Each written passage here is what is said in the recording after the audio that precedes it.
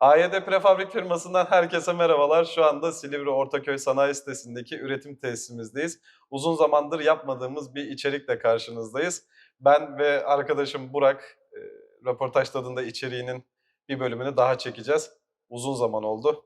Nasılsın Burak? Teşekkür ederim Kerem. Gerçekten arayı bayağı açtık yani bu videolar konusunda. Seri Evet. çok devam edemedi. Bunun için özür diliyorum. Sebepleri var ama. Neden? Çünkü Ben özür diliyorum. Estağfurullah, öyle şey olur mu? teşekkür Ben ederim. biraz katılamadım. Bunun Hem dışında kendi şeyler de şahsi oldu. işlerimden dolayı fabrikanın taşınması ayrı Evet. bir süreç oldu. Onu da tanıtamadık çok fazla aslında. O konuda sana biraz sitemde edeceğim burada videonun başı. Bu konunun videoya bir şekilde sirayet edeceğini tahmin ediyordum. Neyse yeri gelmişken onu da söyleyelim. Tanıtımı da yapacağım. Yakın zamanda yapacağım. Bekliyoruz. Taşımak Biz de biraz zorlu oldu. bekliyoruz, müşterilerimiz de bekliyor. Doğru. Şu anda nerede olduğumuzu çoğu insan Evet. bilmiyor.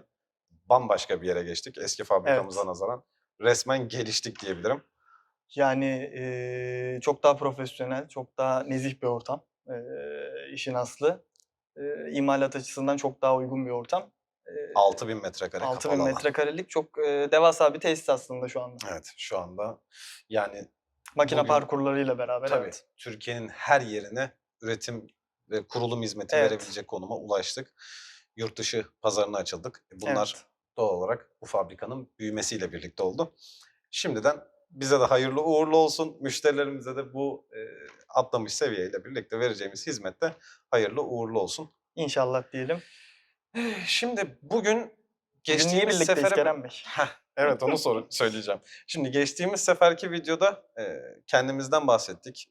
Biz ne yapıyoruz, nasıl bir çelik kullanıyoruz bunları anlattık. Evet. Bu sefer de bu sıralar çok fazla aldığım bir soru üzerine bir video hazırlayayım istedim. Şimdi bana bir ay içerisinde en az 100 belki daha fazla kez aynı soru geliyor. Gaz betonla ev yapıyor musunuz? Gaz betonla ev yapıyor musunuz? Gaz beton nedir? Niye gaz beton kullanmıyorsunuz? Şimdi gaz betonu kimseye kötülemek de istemiyorum. Gaz betonu sen benden çok çok daha iyi biliyorsun. Niye? En nihayetinde firmanın mühendisi olarak hizmet veriyorsun. Şimdi biz gaz betonu niye kullanmıyoruz gibi sorular sormak istiyorum. Yani senin için uygunsa ben sorularımla başlayayım istiyorum. Teşekkür ediyorum öncelikle. Tabii ki başlayalım. Yani gaz beton, bir kere şöyle bir şey, yani gaz beton veya kutu profil bu tarz malzemeleri kötüleyecek halimiz yok. Bu tarz malzemelerin, kendine uygun, koşullarda kullanıldığı yerler var. Bu malzemelerin belli başlı özellikleri var ilk önce. Öncelikle buradan başlayabiliriz. Hani gaz beton dediğimiz bir malzeme aslında taşıyıcı bir malzeme değil, yani dolgu malzemesi, olarak tanımlayabileceğimiz bir malzeme. Orayı açalım isterim. Dolgu malzemesinden kasıt nedir? Yani şöyle bir şey, şimdi biz betonarme bir ev de yapsak, çelik bir ev de yapsak, hafif çelik bir ev de yapsak Hı veyahut hı. da ağır çelikte bir ev yapsak, sonuçta bizim bir taşıyıcı, sistemimiz olması gerekiyor. Hı hı. Bu taşıyıcı sistemin içerisinde aslında gaz beton dediğimiz malzeme, yani duvar malzemeleri normalde betonarme yapılarda, taşıyıcı elemanlar değildir. Bunlar dolgu elemanı derken işte aslında yani bu ara bölme, yaptığımız elemanlardır bu tarz Hı. malzemeler. Tuğladır, gaz betondur bunun adı. İşte bunun adı bazen hafif çelik karkas da olabilir. Belki ağır çelik birleşimlerle beraber kompozit bir yapı yapmak istediğinizde, hani, bu tarz bir şey de yapabiliriz. Gaz beton malzeme ana taşıyıcı bir malzeme değildir. Peki şimdi biz gaz betonu bir dolgu malzemesi olduğu için kullanmıyoruz gibi bir varsayım çıkabilir diye soracağım. Biz gaz betonu niye kullanmıyoruz? Yani hafif çelik evler yapıyoruz, çelik konstrüksiyon evler yapıyoruz, prefabrik evler de yapıyoruz. Gaz beton bizim niye tercihimiz değil? Hafif çelikte kullanılamaz mı bu Şimdi malzeme? şöyle, hafif çelik malzemeyle kullanıma uygun olan bir malzeme değil gaz beton öncelikle. Yani şöyle söyleyeyim, şimdi bizim hafif çelik dediğimiz aslında bir yapı sistemidir. Hafif çelik yapı sistemini oluşturan elemanlar nedir? İşte bunlar soğuk büküm C profiller. Hı hı. Ondan sonra işte kaplama malzemelerimiz, işte Betopan, Bordex, Alçıpan vs. OSB gibi malzemeler. Onun dışında nedir? Taş yünü gibi duvarların arasındaki yalıtım elemanları. Onun dışında da vidalar, işte ankrajlar, dübeller vs. hani bu tarz yapı elemanlarıyla oluşan yapı sistemidir. Hafif çelik yapı sisteminde bütün aslında dikey profiller, Hı hı. yani bütün dikey profiller iç duvarlarda, dış duvarlarda olsun, bütün dikey profiller taşıyıcı elemanlardır. Hı hı. Şimdi biz bu sistemde dikey profillerin arasına gaz betonla beraber, sistemi doğru çalıştıramayız.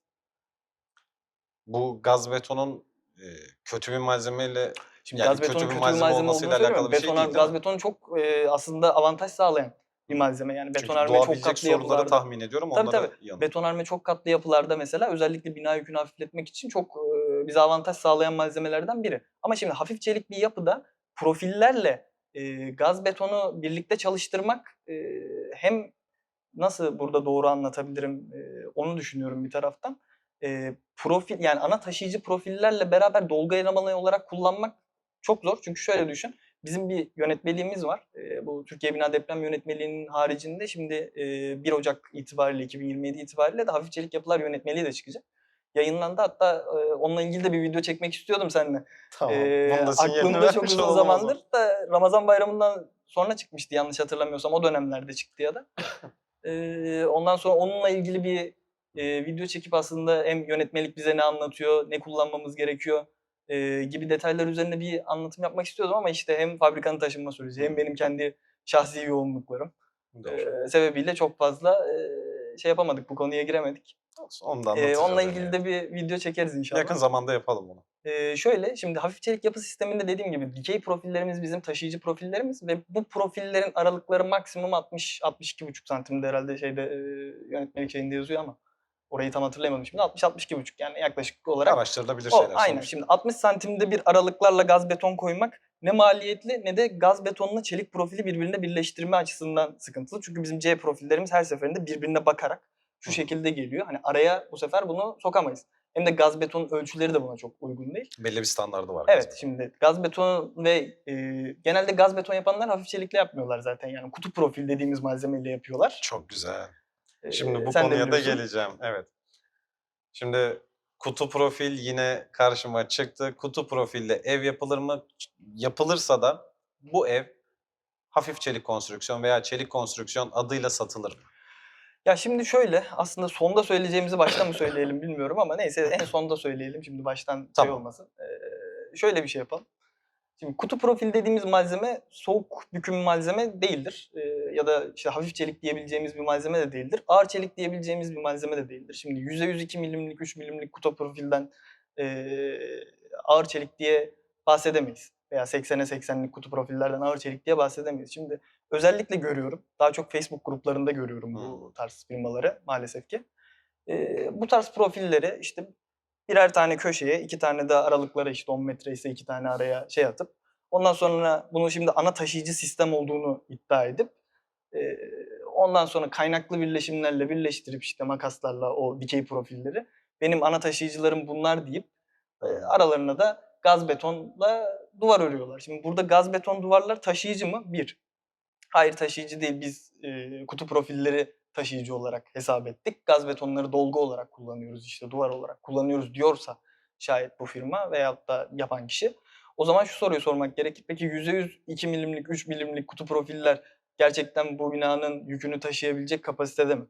Aynı zamanda şöyle bir şey. Şimdi biz çelik yapılarda, hafif çelik yapılarda bir beklentimiz var. Yani hafif çelik yapı sistemi dediğimiz zaman bundan bu yapı sisteminden bir beklentimiz var statik açıdan veya dinamik açıdan.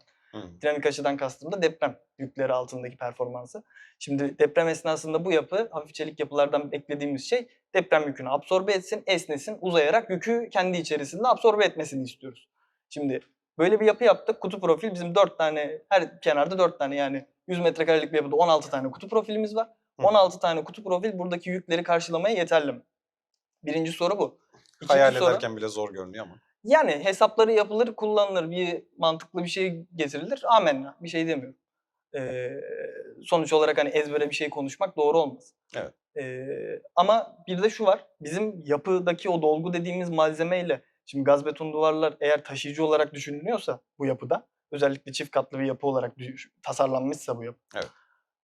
taşıyıcı olarak düşünülüyorsa kutu profillerin uzama miktarlarıyla gaz betonun çekme kuvvetlerine karşı koyduğu performans bir mi? Ya da uyumlu mu? Gibi. Şimdi az önce dedin ya hafif çelikle gaz beton niye birlikte kullanılıyor? Şimdi Evet. bizim hafif çelik yapı sisteminden beklentimiz şu zaten. İşte deprem esnasında hafif olduğu için daha az kuvvet alsın. Bunu önceki videoda da bahsetmiştim Evet. herhalde. F = ma Evet, yani doğru. kuralından. Ne kadar fazla kütlesi varsa bir yapı o kadar fazla kuvvet alır. Şimdi bu açıdan baktığımızda yapının kütlesini azalttık zaten hafif çelik yaparak. Betonarme bir yapıya göre düşünüyorum burada. Bu taraftan baktığımızda daha az kuvvet aldı. Daha az kuvvet aldığı için kendi içerisinde de aynı zamanda çelik malzeme çekmeye çalışan bir malzeme yani. Çelik bizim betonarme yapılarda da niye betonların içinde demir kullanıyoruz? Çekme kuvvetlerine karşı demir çalışsın, basınç kuvvetlerine karşı beton çalışsın. Evet. Yani amacımız bu. Bizim işte hafif çelik yapılardaki de beklentimiz çekme dayanımına karşı çeliğin çalışmasını istediğimiz için burada gaz beton kullanmak hafif çelikle birlikte çok uygun değil. Yani hafif çelikten uzamasını istiyoruz, gaz beton uzayamıyor Değil mi? gibi. Yani gaz beton aslında isminden de anlaşılacağı gibi beton malzemenin biraz daha hafifletilmiş bir hali gibi hissettiriyor. Yani şöyle farklı karışımlarla birlikte yapılıyor yani Ama bir yine malzeme sert değil. bir malzeme değil mi? Yani daha süngerimsi. Tuğla Süngerimsi. gibi bir malzeme değil. Hı. Yani tuğla gibi değil. Ben şeyleri Evet çok sert mi görüyorum. sert ama kesebilirsin testereyle. Biz çok kestik. Yok yok, kastettiğim şey o değil. Yani Beton bir çelik laboratuvarında. malzeme gibi bir esneme payı var mı? Yok. Yok. Yok. Bahsettiğim şey aslında bu. Yani işin sonunda nereye geliyoruz? Çelik esner, bu esnemez. Birlikte Evet. çalışması çok Ya aynı mümkün olan zamanda malzemeler. şimdi bu en önemlisi aslında. Yani deprem çünkü biz bir yapı tasarlarken şu an Türkiye gibi bir ülkede yaşadığımız müddetçe tamamı 1. derece deprem bölgesi gibi düşündüğümüz Hı hı. bir ülkede yaşıyoruz. Maalesef ki bu afetlere de belli aralıklarla, belli yıl aralıklarla yaşıyoruz yani bu afetleri. Ne yazık ki. Bunun bir gerçek olduğunu artık kabullenmemiz gerekiyor sene 2026. Bunun bir gerçek olduğunu kabullenip buna göre önlemler almamız gerekiyor. Durum bu. Yani burada maksat aslında gaz beton kullanılır kullanılmaz gibi şeylerden bahsetmek değil. Neyle kullanılır, neyle Tabii ki, kullanılmaz bunu tabii ki. merak ediyorum. Mesela ben Küçükçekmece taraflarında bir yerde Hı oturuyorum. hı. Cennet Mahallesi taraflarında komple bir yenileme Hı çalışması hı. başladı. Şimdi eski binalar yıkılıyor, yerlerine yeni binalar yapılıyor. Garip bir şeydir. Ben yeni yapılan betonarme yapılarının hepsinde duvar olarak yani en azından dolgu malzemesi olarak gaz Hı hı. betonun kullanıldığını görüyorum. Bu arada gaz beton diyoruz. Bir markaya da en azından bir atıfta bulunmuş olayım. Yutong olarak biliyor insanların Reklam çoğu. yazmamız Evet. gerekiyor mu burada? Geçen sefer de ona denk geldik. Sanıyorum gerekmiyor ama bu bir reklam değildir zaten. Genel olarak halkın bildiği Evet, şekliyle bir şey ilk söylüyorum. çıktığı Evet. marka genelde şey oluyor işte pencerede pimapen Mesela muhabbeti gibi. Borcam gibi işte Aynen öyle. bir sürü markayı da vermiş oldum. Evet, hepsi zaten geçmiş olsun bu video. Hangisinden telif yiyecek acaba? Neyse. Canları sağ olsun. Ya şimdi bahsettiğimiz malzeme bu yani gaz betondan kastımız. Şimdi onlarda görüyorum ve ben bunu ustaya sordum çünkü benim çok aşina olduğum bir şey Hı değil. hı. Niye? Çünkü ben çelik konstrüksiyon tarafıyla çalışıyorum. Bunun amacı ne? Şimdi bana söylenen şey şu, sen de zaten bu iş alanında daha Hı çok hı. uzmanlığın da var. Söylenen şey şu, yüksek katlı, çok katlı binalarda Hı hı. daha hafif bir duvar elde etmek istiyorum, daha hafif bir yapı elde etmek istiyorum. Tuğla yerine artık bunu daha çok Ya binaya kullanıyoruz. yük vermek istemiyorum işte. Yine az önceki muhabbete geliyor yani F eşittir ma. Bina kuvveti işte alacağı deprem kuvvetini o anda binanın total yükünü azaltmam lazım. Tuğlayla yapsam metrekarede daha ağır çıkıyor. Hı hı. Gaz betonla yapılıyor. Aynı zamanda yalıtım olarak da gözenekli bir yapısı olmasından dolayı tuğlaya göre daha iyi bir performans veriyor.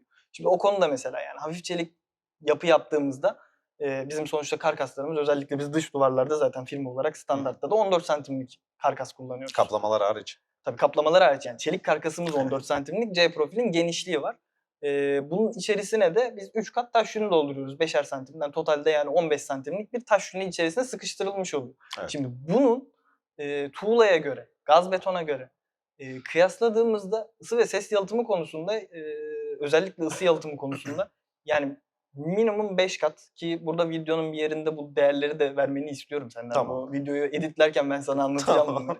Bu değerleri vereceğiz. Bunlar hep benim işimi Bunlar zorlaştırmak bir için. yerde evet işini biraz zorlaştıracağım. Uzun zamandır çekmedik bu videoyu ama. Yapacağız artık. Ses yalıtımı performansı konusunda, ısı ve ses yalıtımı performansı konusunda bizim bu hafif çelik karkas duvarlarımız çok yüksek performans.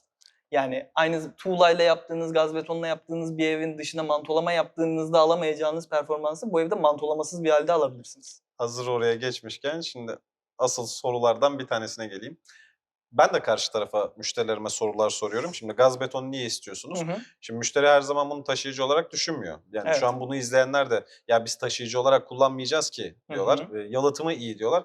Şimdi gaz betonun yalıtımı standart bir betonarme yapı aldığımızda ha tuğlayla ha gaz betonla Hı hı. ya da ikisi farklıysa ikisine göre veya kutu profili yapılmış bir karkas sistem Hı hı. üzerinden alınan bir evde bir de çelik konstrüksiyon bizim yaptığımız hafif çelik yapılarda hı. sağlanan e, ısı ve ses yalıtımı ne seviyede fark ediyor? Az önce gerçi söyledim 5 kat fark oluyor gibi Hı ama hı. sebeplerini bir anlatalım istiyorum. Şimdi gaz beton insanların gözünde direkt olarak sert bir malzeme olduğu gibi Evet. yalıtımı da iyi gibi Hı hissettiriyor. hı. Betonarme evde bunu anlatmak biraz zor oluyor. Betonarme bir evde yalıtım olmadığı zaman yine de dışarıdan baktığımız zaman beton bir malzeme yalıtımı çok iyi bir şeymiş gibi hissettiriyor ya. Evet. Daha sağlam hissi de veriyor. Yani o biraz işte alışkanlıklarla alakalı bir Değil durum. mi? İnsanların alışkanlıkları, yaşadığı yerler uzun zamandır işte tuğla, beton sisteminin içinde kaldığı için Hı insanlar hı. halbuki belki de 100 yıl önce ya belki de derken 100 yıl önce zaten hani bu tarz evlerimiz yoktu. Bizim daha bölgeye Evet, uygun işte ya taş yığma yapılarımız vardı ya işte ahşap yapılarımız vardı. evet. Çoğunlukla hatta İstanbul'un bir İsta çoğunluğu bile ahşaptır Fatih yani. Aynen Fatih tarafları tarafına giden Yedikule'de evler hep Rum ahşap binaları yapılardır. vardır. Tabii. Ya da işte Anadolu'nun içlerine gittiğimizde işte kerpiç yapılarımız vardı.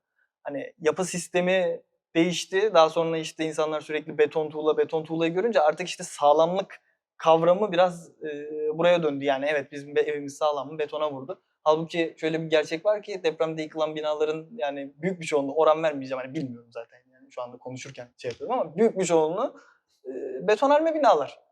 Son Biz 30 yani yıl 6 içerisinde Şubat Türkiye'de en az depreminde 100 binler gidip yani. insanları kurtarmak için gittiğimizde orada çalıştığımız binalar betonarme binalar. Evet. Yani bir şeyin sert olması çok sağlam olduğu anlamına gelmiyor.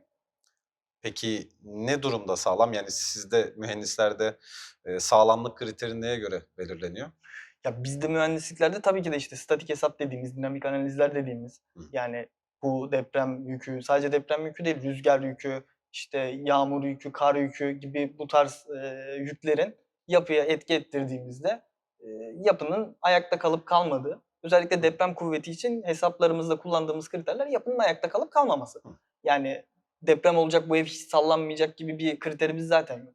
Yani insanların özellikle bunu gene aynı tekrara düşüyorum belki her videoda aynı şeyi söylüyorum Yok, ama geçen videoda da aynısını kentsel söyledik, doğru bir dönüşüm şey bu. konusunda da mesela insanların en büyük yanıldığı şeylerden biri bu. Evlerini kentsel dönüşüme verdiklerinde evet bizim evimiz artık hani yıkılmayacak.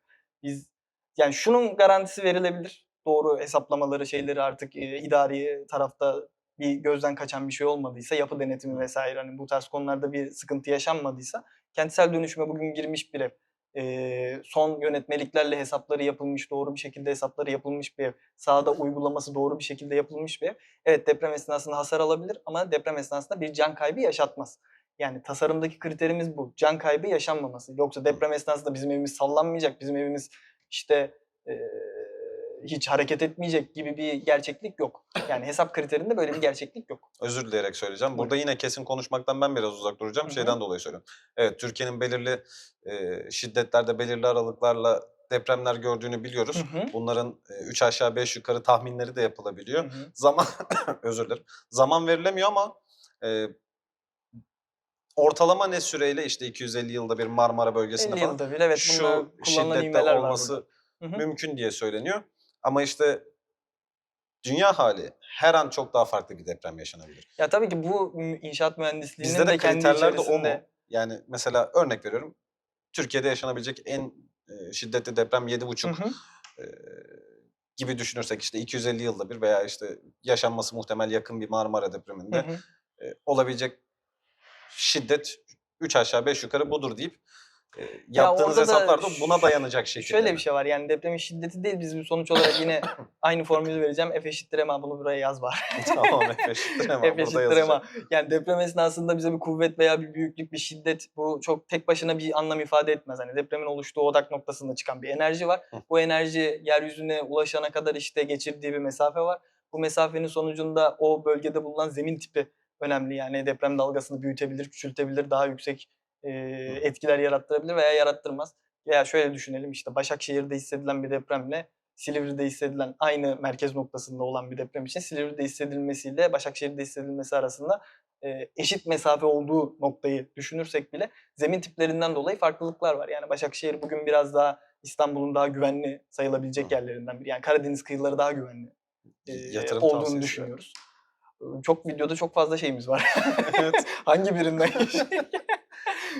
İşte bu, Marmara kıyıları daha deprem esnasında zemin tipi olarak daha zayıf zemin tipleri Hı. olduğunu biliyoruz. Bu bile depremin oradaki etkilerini değiştirir.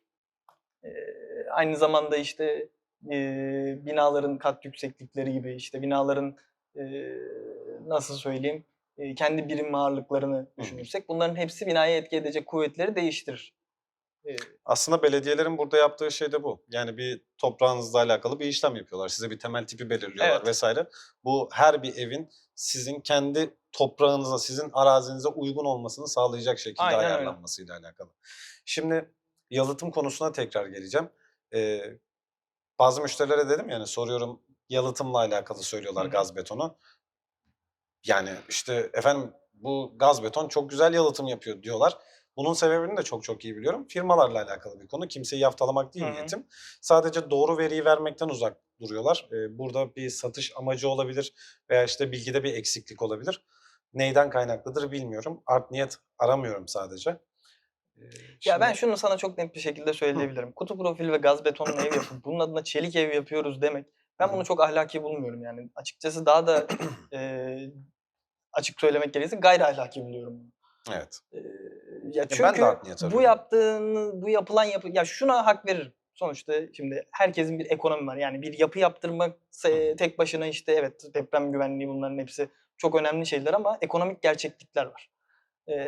Sonuç olarak ekonomine uygun olabilir, müşterinin ekonomisine uygun olabilir ama yapan firmanın müşteriye doğru bilgiyi vermesi gerektiğini ben düşünüyorum. Yani bu yapıya çelik yapı deyip, işte, bizim yaptığımızla aynı yapı olduğunu söyleyip, Evet.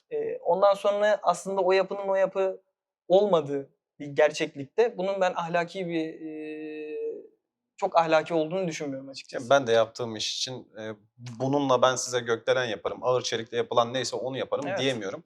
Onu bile yapmak istesem bunun sistemleri bambaşka. Hı hı. Şimdi gaz beton bir yalıtım malzemesi mi? Yalıtım için nasıl bir değeri var? Kıymetli mi yani? İyi bir yalıtım malzemesi mi? Böyle değerlendirebilir Ya, miyiz? hayır, değerlendiremeyiz ama tuğlaya göre daha Daha iyi iyi. yalıtımı olduğu söylenebilir. Çıplak bir tuğladansa bu Yani, tercih edilir ama hani, yine mantolamaya ihtiyaç duyar bölge bölge, tabii ki de duyar. bütçeye göre. Aynen öyle. Biz ne yapıyoruz? Onu az önce söyledik. 14 santimetrelik karkasın içinde, Evet. iyi bir taş yünüyle çalışıyoruz. Sabahtan beridir marka veriyorum zaten. Knauf'un Mineral Plus serisi ürünle çalışıyoruz. Onu Evet. da rahat rahat söylemiş olayım. Yine sektörde bulabilecekleri en iyi malzemedir belki diyebilirim hemen hemen. Yani, zaten çok bilindik bir firma. Hani, Evet, sürekli ismini vermeyeyim bari videoda. bir kere yer. Çok piyasada bilinen bir marka. O yüzden çok üzerine konuşulacak bir şey de olduğunu Peki biz düşünmüyorum. çeliğin üstüne ne kapatıyoruz?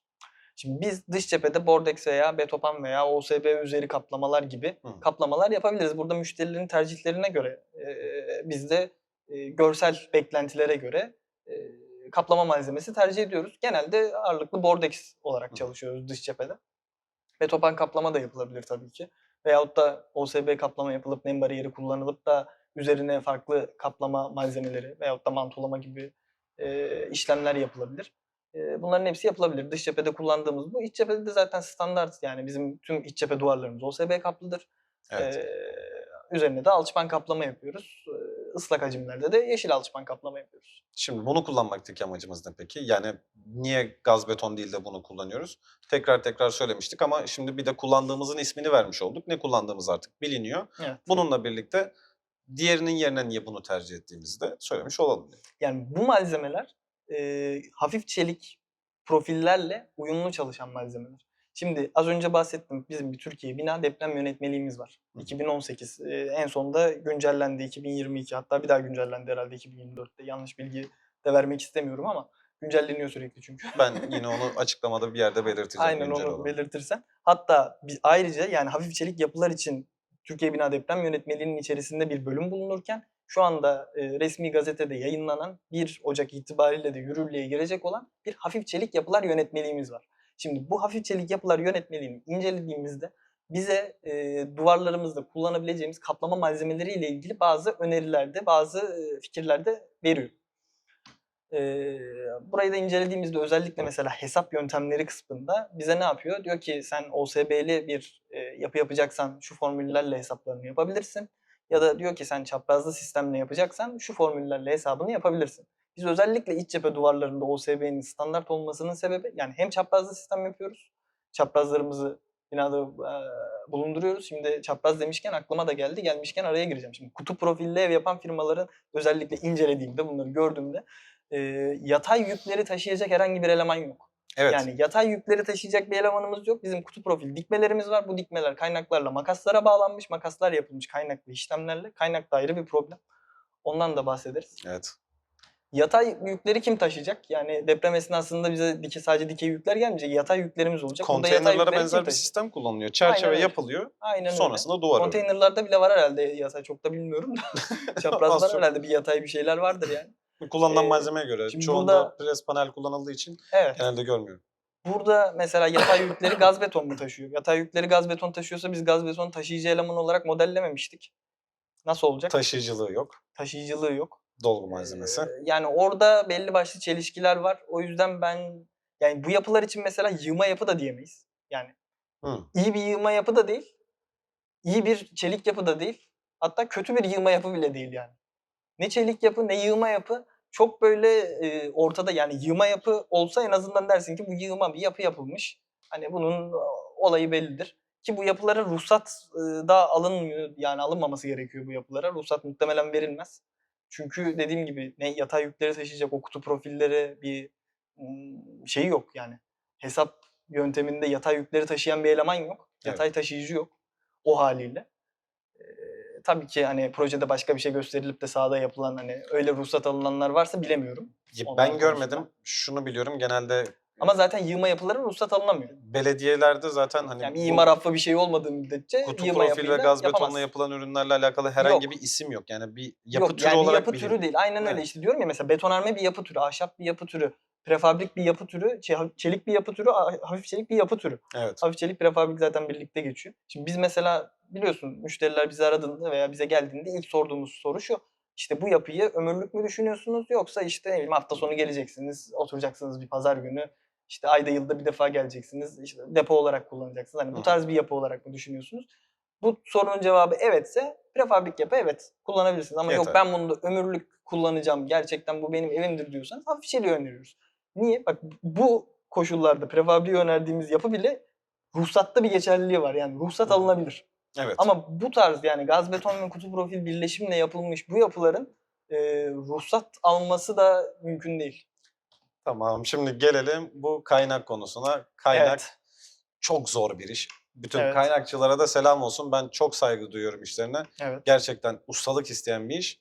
Şimdi kutu profille yapılan işlerde ne çeşit birleştirme yöntemleri kullanılıyor? Bunlardan bir tanesinin kaynak olduğunu çok iyi biliyorum ve Hı en hı. sık kullanılanın da bu olduğunu biliyorum. Hı hı. En azından bu sektör adına söylüyorum. Hı. Şimdi diğer yapı türlerinde kullanılan kutu profiller destek elemanı olarak kullanıyorlar. Hı hı. Betonarmede vesaire ben görüyorum ara ara bizim orada Evet. da var.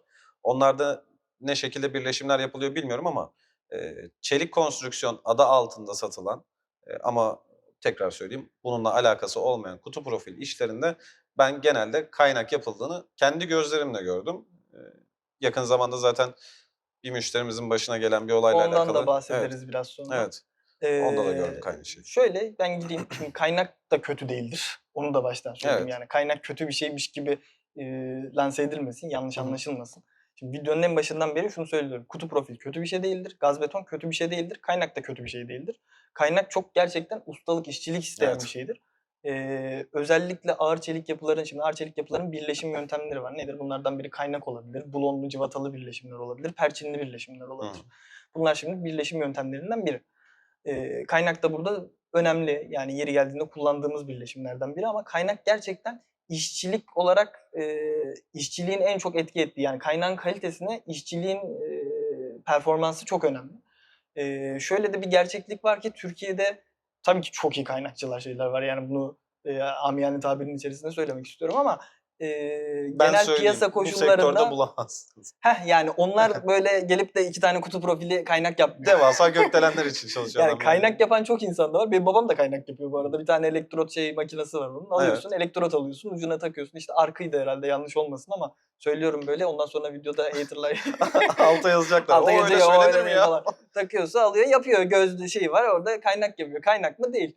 Ya kaynak ama Kaynak. şey değil. Şimdi bunu bir ev yapıyorsun, bir para Hı hı. harcıyorsun. Yani yaptığın şeyden bir ömür bekliyorsun. Şimdi burada kaynağın kalitesi dediğim gibi çok önemli. Kaynak yaptığın zaman eğer ki kutu profilimiz varsayıyorum ki galvaniz kaplamalı bir kutu profilden bahsediyoruz. Kaynak yaptığımız nokta ilk önce galvanizin eridiği, yandığı nokta. Şimdi Hı. kaynakta işte yanma çok önemli. Yani kaynağı çok fazla yakarsanız orası en gevrek yeri oluyor profilin ve Kaynağın en mantığı o ufak değil bir mi? en ufak bir demeyeyim de yani yarın bir gün bir yükle karşılaştığında işte Allah korusun bir deprem olduğunda şey yaptığında en kırılma ihtimali olan yer o kaynak noktası. Evet, bu şey En gibi, zayıf olduğu en yer. zayıf halka Heh. dedikleri kısım Ya da orası oluyor. şöyle bir şey, şimdi kutu profilimiz var. Bir kutu profilimiz. İşte o kaynak bölgesi en paslanmaya yatkın olan yerler. Yani bakın herhangi bir işte ne bileyim sandalyenin bacağını kaynak yapın. Sene biraz zaman geçtikten sonra ilk Evet. çürümeye başladığı yer o Evet, evet. kaynak yerinin alt taraflarından çürümeye başlar yani. Çok Doğru.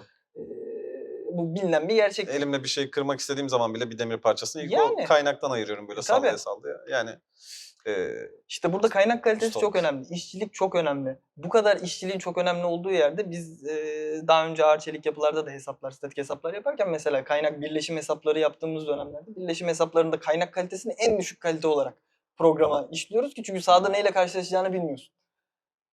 Son çare gibi bir şey mi bu? Yani en düşüğünü biz seçelim ki Anladım. çünkü sahada belki çok iyi bir kaynak yapılacak. Tamam en azından biz güvenli tarafta kalmış olalım. İyi yapıldığı zaman iyi bir iş. Tabii ki de. Yani Tamam. şöyle bir şey, kaynak mühendisliği diye bir branş var. Yani Denetleniyor kaynak yani bu açıkçası. tabii ki de ya kaynak çok denetlenmesi gereken, çok kontrol edilmesi gereken bir işlem. O yüzden bu tarz yapılarda ve az önceki anlattığım bütün detayları bir arada düşünürsek yani yapımı yapı. Bak Yapı. ben buna bir şey demem. Yapımı yapı. Evine girdin. Başında bir çatı var mı? Var. Akmıyor mu? Akmıyor. Amenna. Duvarın var mı? Var. Çok güzel. Hiçbir şey demem. Ama şöyle düşün. O zaman kerpiç de yapalım. Doğru.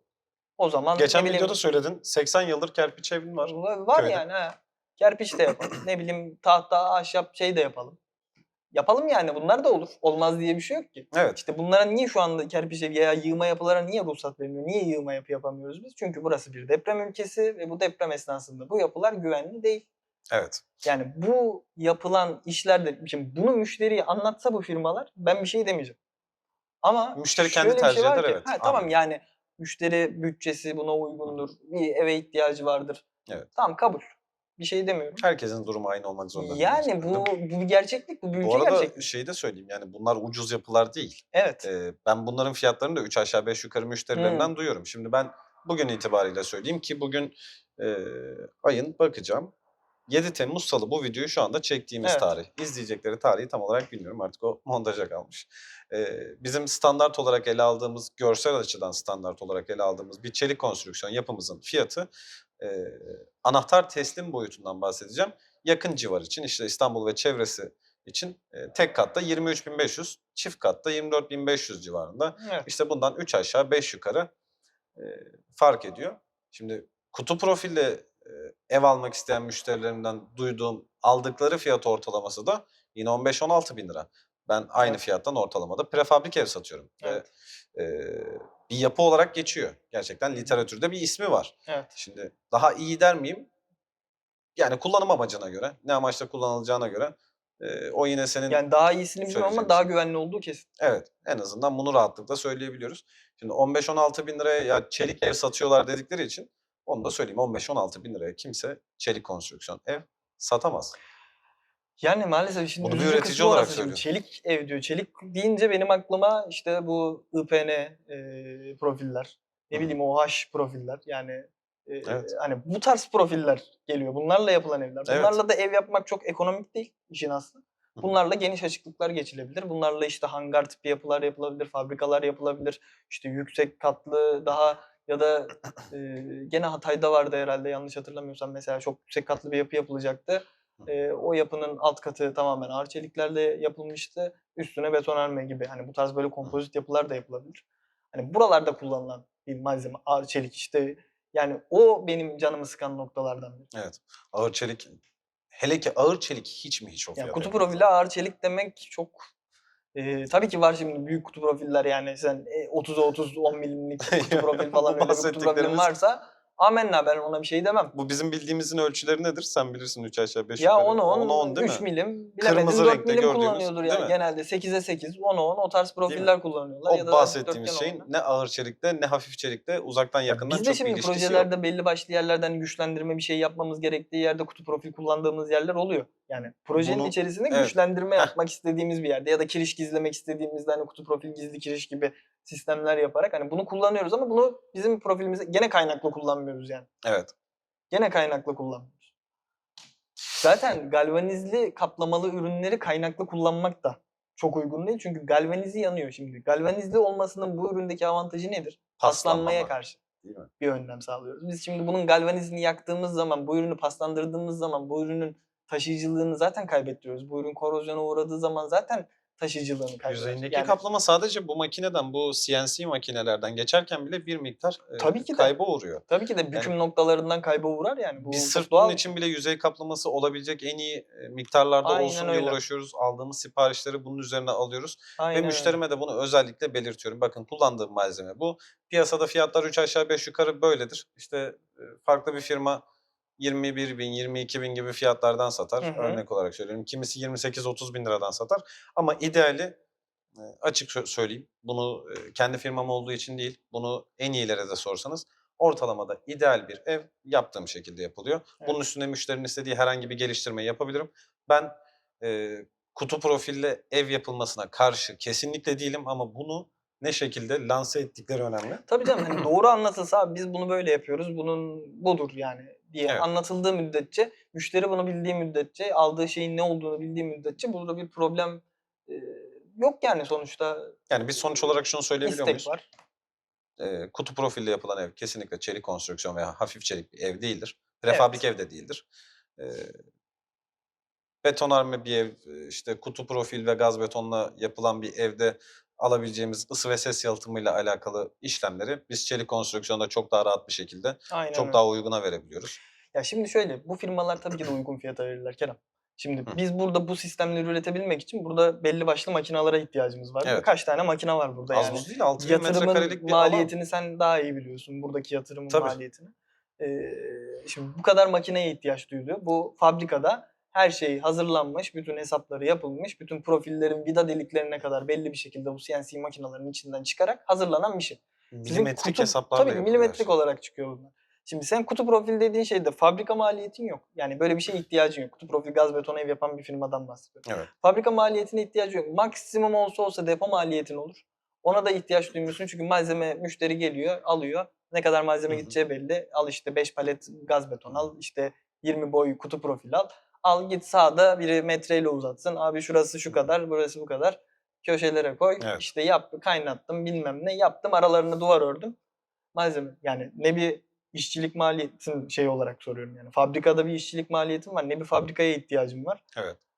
Malzemeciden git al bugün kutu profili her yerde bulunur. Bütün Türkiye'nin bütün ilçelerinde bir Evet. malzemecide bulursun yani ama bu C Doğru. profili bulamazsın. Doğru. Bunu benim çıkartmam gerekiyor. X bir Bunu aynen üreticinin öyle. çıkartması gerekiyor. Aynen öyle. Yani öbürkü sahada ölçülerle, şeylerle yapılan bir şey. Burada hazırlanmış, her şeyin fabrika sisteminde olduğu, fabrikasyon olduğu Bu arada bir bizzat sistemden kendisi bahsediyoruz. hazırlıyor. Teşekkür ederim. Her şeyin çizimini kendisi Bu yapıyor. bilgi için teşekkür ederim. Evet. Bunu da bilsinler istiyorum. Şimdi ben lafı daha fazla dolandırmayacağım. Senin aklına takılan bir şey varsa konuyla alakalı söyleyelim. Son olarak Bilsinler istiyorum. ya aslında çoğu şeyi konuştuk. Uzun da konuştuk herhalde. Ya susadım. Saygısızlık Güzel. olmazsa su içebilir miyim? Yok Birer içmeyeyim tane neyse tamam. ben içeceğim İçerim. çünkü boğazım hiç iyi durumda değil. Sık sık Şeyden öksürüyorum, çok özür bahsedelim dilerim. son olarak. Bu en son karşılaştığımız. Zaten bize gelen müşterilerin %70'i falan herhalde bir firmayla anlaşıp o firmadan maalesef ki bir mağduriyet yaşayıp ondan Evet. sonra bize gelen müşteriler oluyor. Evet. Buradan da bir sitemde bulunuyorum. Lütfen en başta gelin. Bence de. Ondan Dolandırılmadan bir önce gelin. bahsedelim. Ya burada bu arada ille de buradan almayın. Tamam Tabii ki. gidin başka yerden alın. Ama öncesinde gelin uzman bir kişiden dinleyin. Firmanın bir uzmanı var bu konuyla alakalı. Firma yetkilisine kadar herkes bu işin içinden gelme insanlar. Bir bizden dinleyin. Bu işin standardı nedir bir öğrenin. Ondan sonra istediğiniz herhangi bir firmadan bu şartları karşılıyorlarsa, minimum şartları karşılıyorlarsa alın. Artık buradan sonrası fiyatla alakalı, bütçenizle alakalı, tercihlerinizle alakalı. Ya beni biliyorsun gelen hani müşterilerle görüştüğüm zaman da herkese de şunu söylüyorum hani bugün buradan alırsınız veya almazsınız başka bir yerden alırsınız. Ne bileyim Hı. benim fiyatım hoşunuza gitmez. Tipim hoşunuza gitmez. Ne bileyim burayı beğenmezsiniz, bizi beğenmezsiniz. Olur ya yani içiniz başka bir yerdeki konuşmaya, sohbete daha çok ısındır başka birini. Oradan almak istersiniz. Ama aklınıza bir şey mi takıldı? Hani biz artık tanıştık. Sorun yok. Evet. Yani bana danışmak istediniz. Ya ben şurayla anlaştım da şöyle bir şey dedi bana. Acaba ne doğru mu söylüyor? Bunun için bile arayabilirsiniz yani. Burada hiçbir problem yok. Ben zaten bunu sadece firma veya satış anlamında değil, bunu bir mesleki kendimdeki bir borç olarak görüyorum. Evet. Yani bize öğretilen, sonuçta ben bildiğim bir şey varsa bunu mutlaka söylerim. Günün sonunda zaten bir sürü firma var. Yani illa da dediğiniz Sektörde gibi her şeyi yüzlercesi bizden var. alacak haliniz yok. Yani öyle bir beklentimiz de yok. Sonuç olarak sadece şundan çok üzülüyorum. Şimdi mesela o Dana Mandıra'daki müşteriydi. Konumu da Evet. verdim ama doğru Kim mu olduğunu bilmiyorum. bilmedikçe sorun yok. Yani Aynen. Yani oradaki oradan bir müşteri kesit için de koyarım ben videoya. ya gerçekten çok üzüldüm. Evet. Çünkü yazık günah yani. Para çok kolay kazanılan bir şey değil. Yani bu kadar böyle insanların yıllarını verdiği, emeğini verdiği, zamanla işte belki ne zorluklarla biriktirdiği paralarının çarçur edildiğini görmek hani beni insani olarak üzüyor. Evet. Yani bir de Oraya gittik. O videodan buraya mutlaka kesit kesitler koyacağım. koyarsan yani tavan uğusu dediğimiz profillerle maalesef ki ev yapmaya kalkmışlar. Evi de tamamlamadan bırakmışlar gitmişler. Yani şuna mesela insanlar evet gerçekten bazen nasıl diyeyim basireti de bağlanıyor şey oluyor. Şimdi bu müşterimiz gidiyor herhangi bir firmaya. O firmanın içerisinde işte fayanslar, parkeler seçiliyor. Kullanılacak malzemeler yazılıyor, sözleşmeler yapılıyor. Çok Her şey güzel, iş usulüne çok uygun güzel. gidiyor Aynen güzel. öyle. Sonra malzemeler geliyor, sahaya iniyor. Sonra sahaya inen malzemeleri tabii ki yani müşteri her şeyi bilmek zorunda değil. Evet. Zaten bir insan kaç kere ev yaptırıyor, kaç kere hafif çelik ev yaptırıyor. Ben daha yaptıramadım. Ne olduğunu bilmiyor. Tamam kutu profiller geliyor, işte bir şeyler yapılıyor, ortaya bir şey çıkıyor. Sonra dış cephe kaplamasında kullanılacak malzeme yerine gidip sandviç panel gibi bir malzeme kullanılıyor. Müşteri bunu fark ediyor. İşte hani bizim sözleşmemizde Betopan yazıyordu. Niye şimdi böyle Hı. sandviç panel deniyor? Firma müşteriye seninkini benim evimden daha sağlam yapıyorum, bu daha iyi gibi bir şeyle geçiştiriyor. Klasik Hı cümle. hı. Bu seninki çok sağlam oldu. Benimkinden daha iyi falan. Evet. Tam şey yani üzülerek söylüyorum dolandırılma cümlesi. Doğru. Neyse bu işlemleri yapıyor. İç cephe duvar panelleri yerine ya panel zaten yok böyle boy boy U profiller şeyler tavan U'ları dediğimiz malzemeler yani elinizde 0,02 milim falan Evet. incecik malzemelerden şeyler örülüyor. Sonra o işi de tamamlamadan gidiyor. Şimdi baktığınızda firma var mı? Artık bugün yok. Yerinde öyle bir firma yok. Muhatap var mı? Yok. Sözleşmem varsa var yani. Al şimdi hadi. Bulabilirsen Aynen öyle. Bulabilirsen bul. yani yaptıkları sözleşme bile Buldun ne kaç sene seviyede sonra gerçek. aldın. Alabileceğim mi belli değil. Büyük ihtimalle o sözleşme de gerçek bir sözleşme değil de. Yani zaten bunların hepsi Minareyi maalesef ki çalan. yani burada biz en azından sunduğumuz hizmet belli. Buradaki yatırım belli. Yerimiz yurdumuz Bu belli. konuda insanların nasıl söyleyeyim yani daha güven duyabileceği bir ortam şu an itibariyle Kesinlikle. burada var. Kesinlikle var. Yani ben buraya sabahları seninle beraber geldiğim Evet. zaman kendim bile diyorum ki benim burada en az bir 20 yılım var. Yani bu şirkette 20 yılım var. İnşallah Keremciğim. Gayet rahat böyle hissediyorum. Çünkü hiç azımsanacak bir alan değil. Çok şükür güzel de işlere de imza attık. Evet. Bugüne kadar mutlu müşterilerim İnşallah var. daha güzellerine de imza atacağız. Çok çok daha güzellerini de Güzel yapacağız. projelerimiz var şu anda Var. başlamak üzere olan. Yani Çanakkale'den çok ümitliyim. Ben de Selim Paşa'daki Selim güzel çok. bir şey olacak yakında. Soy ismi bilinmedik Artık için buraya sorun değil. gelirseniz görmek isteyenlere gösterebiliriz. Seve seve götürürüz. Ben reklamını yapmaktan yani başka bir şeye zaman bulamayacağım Hı öyle hı. söyleyeyim. Çok özür dilerim. Bir su daha içeceğim. Hastayım. Hasta olduğum için boğazımla alakalı ufak bir problem var. Yani Kerem'i video çekmeye ikna etmek çok zor oldu. Bu kadar zamandır bekletiyor olmamın sebebi aylardır hasta olmam değil. Ama hastalıklarda yaşadık. Güzel bir içerik oldu ya Kerem. Ne Keyifli diyorsun? oldu. Bence de. Ben de keyif Doğru aldım seninle olanları sohbet etmekten. anlattık. Daha sık yapalım. Daha sık yapalım. Evet. Arayı çok açmayalım. Yani, Bu arada ben araya girdim ama kusura bakma. İzleyenlerin de soruları olursa mutlaka yorumlarda belirtirlerse. Yorumlarda belirtmek istemeyenler bizim telefon numaramız 0532 748 81 44. doğrudan Kerem'le iletişime geçmiş oluyorsunuz bu numarayı aradığınızda zaten. Ama burada yönlendiririm. Aynen öyle. Bir ihtiyacınız yani merak ettiğiniz veyahut da bilgi almak istediğiniz bir konu olursa zaten Kerem o tarz durumlarda bana yönlendiriyor. Evet. Benim başka çok söyleyeceğim bir şey kalmadı. Senin soracağın herhangi bir şey varsa. Yok, hayır. Finalde söyleyeceğimiz şey nedir? Bu tip yapılar kötü yapılar değil. Kimseyi kötülemek niyetimiz de Evet. değil. Sadece bu tip yapıları hafif çelik, ağır çelik gibi isimlerle sattıkları zaman buna dikkat edin. Bunlar gerçek bilgiler değil. Hesap kriterlerini öğrenin. Neye göre hesap yapıyorlar? Ne yapıyorlar? Bir öğrenin. Türkiye Hesap standartı. kriterleri falan da çok bir şey Kerem. İşte Yani ben gördüm firmanın çerçeve şartnamesi işte. şeyi var. Diyor ki SAP 2000'le hesap yapıyoruz diyor. Diyor. Yani gerçekten SAP 2000 lisansı var mı o firmanın? Ben çok merak SAP ediyorum. 2000'de kutu profilin hesabı yapılıyor mu bilmiyorum. Yapılır. Yapılır mı? Yapılır tabii. SAP Güzel, en 2000'de kutu azından onu profilinin yap. hesabını yapabilir. Yapar yani de. Veyahut da mesela hafif çelikte sadece SAP 2000'le mi hesap yapılıyor? Birçok program var. Şartnamemizde hepsi yazıyor. İşte gibi. Bunları gelip yerinde de görebilirler bu arada. Hepinizi burada fabrikamızda bekliyoruz. Keyifli, güzel bir sohbet oldu. Çok teşekkür ediyorum Burak. Buraya kadar izleyenlere de ben ayrıca teşekkür etmek istiyorum. Buraya kadar izleyenler yoruma şey yazsınlar. Kutu yazsınlar, ben Hediye mi anlayacağım. vereceksin Kerem? Bir şeyler deneyeceğim en azından. Ufak tefek sürprizler yapabilirim diye Kerem'in bir hediyesi olabilir Buraya kadar bilmiyorum ama. izleyenler kutu yazarsa ben anlayacağım. Çok teşekkür ederim onlara da sabırları için. Şimdilik bizden bu kadar. İzlediğiniz için teşekkür ederiz. Kendinize çok iyi bakın. Görüşmek dileğiyle.